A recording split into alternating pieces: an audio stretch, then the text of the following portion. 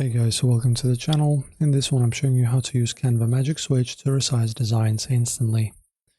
So just open up your existing design, make sure that your primary text, images and branding elements are set up how you like them. Then look at the top navigation bar above the main editor canvas, and then you can just click on Magic Switch. It should be located on the left side of the top bar next to File. Right here, Resize.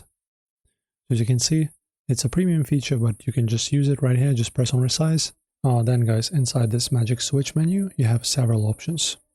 So browse preset categories like social media, presentations, documents, or print. As you can see, we have the website preset, social media, custom size, whatever you want, right?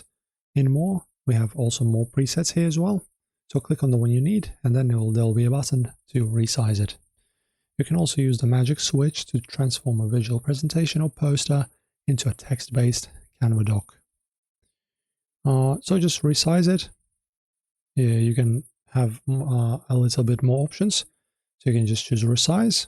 This will replace the changes and dimensions of your current open document, or you can just copy and resize. It will create a brand new separate Canva file for every selected dimension, while keeping your original design untouched. It's heavily recommended.